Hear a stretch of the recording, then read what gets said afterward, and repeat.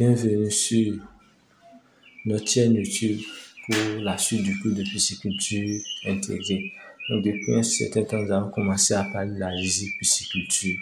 Aujourd'hui, nous allons parler de la fertilisation et de l'alimentation. La fertilisation d'une rizière augmente la production de poissons et de riz. Une semaine avant de planter le riz, répandez sur le fond de la rizière 2 à 5 fougères. 2 à 5 kg de fougères d'eau fraîche, azola par 100 m². L'azola peut être cultivé et récolté dans la nature. On peut aussi utiliser du fumier frais ou du compost en fonction de ce qui est disponible. On ajoute de 3 kg de fumier par 100 m² par semaine augmente considérablement la quantité de nourriture naturelle dans l'eau. Donc, pour fertiliser votre étang, vous avez plusieurs possibilités. Et la meilleure solution, c'est d'utiliser de la matière organique.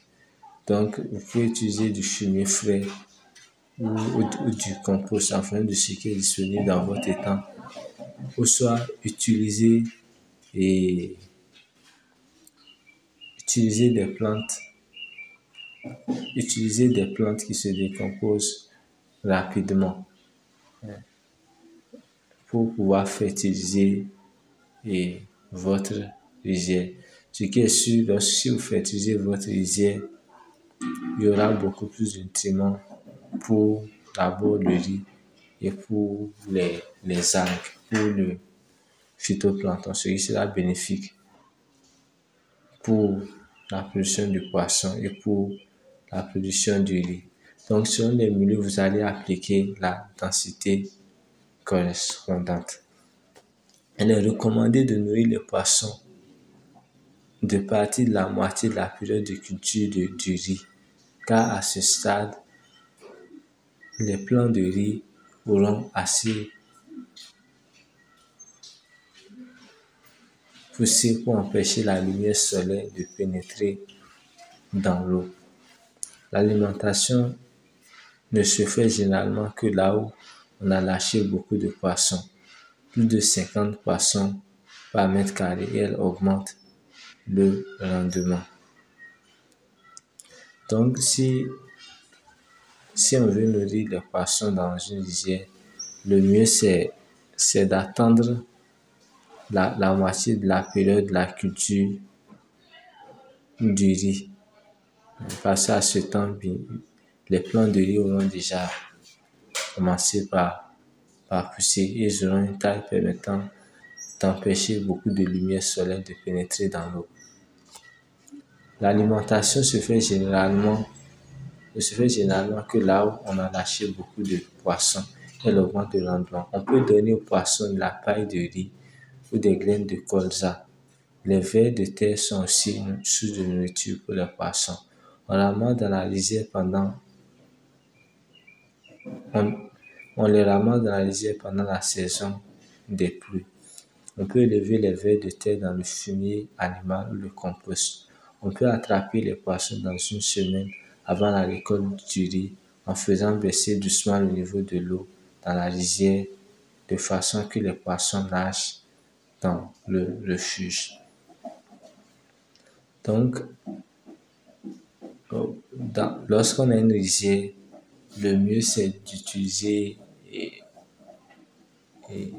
des résidus végétaux, en tout cas des résidus provenant de l'agriculture pour alimenter les poissons. C'est possible d'utiliser aussi des vers de terre pour alimenter aussi les poissons. Pour faire la récolte du riz, ce serait mieux de le faire une semaine avant la récolte du riz. Comme dans le système de construction de riziculture, quelque part il y a un refuge. Donc lorsque vous allez baisser le niveau de l'eau, le refuge ayant un niveau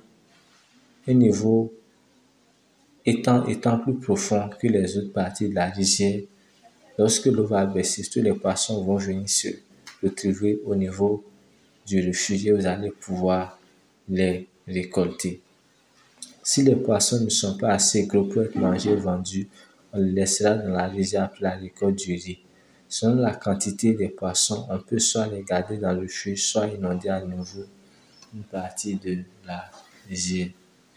Comme vous le savez, la quantité d'eau qui se trouve dans le refuge est assez importante, donc ce qui permet de chercher à alimenter les poissons pour qu'ils aient un peu plus de taille, pour qu'ils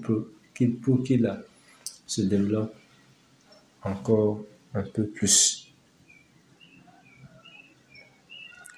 Et maintenant, si on voit que la densité là ne va pas trop les suffire, en fonction de leur nombre, on peut décider d'augmenter légèrement le niveau de l'eau pour leur donner plus d'espace. La plante aquatique oreille d'éléphant taro peut servir de nourriture pour les poissons. On cultive cette plante sur les digues qui entourent la rizière. Toutes les parties de la plante sont utilisables pour l'alimentation des gens, des poissons et des porcs. Donc il y a une plante qu'on appelle une plante aquatique qu'on appelle oreille d'éléphant taro. Donc on le voit sur la figure 24. Donc c'est une plante qui peut être utilisée pour l'alimentation humaine et pour l'alimentation des poissons. C'est une plante qui peut être cultivée sur les digues de l'étang. Toutes les parties de la plante sont utilisables. L'alimentation des gens, des poissons et des porcs. Utiliser des pousses sauvages pour commencer la culture. Couper les vieilles feuilles et laisser juste les jeunes feuilles et les pousses. Couper la moitié de la racine ou tubercule et planter là 5 à 10 cm en dessous du niveau de l'eau de la rizière. Les plantes doivent être espacées de 60 cm. Ici, on nous explique la technique avec laquelle on peut cultiver on peut cultiver le taro. Donc, on voit sur la figure 5 des oreilles d'éléphant taro plantées sur la digue d'un étang à poissons. Les premières plantes se récoltent après 4 à 5 mois. Différentes plantes aquatiques sont utilisables pour l'alimentation des poissons. Et le barbeau argenté mange presque toutes les sortes de matériel végétal. Donc avec les oreilles d'éléphant, la récolte se fait environ après 4 à 5 mois. Et l'avantage du barbeau argenté, c'est qu'il consomme presque plusieurs plantes aquatiques. Donc pour avoir plus d'informations sur les plantes aquatiques, je vous invite à suivre ma vidéo sur les plantes aquatiques. Merci de m'avoir suivi.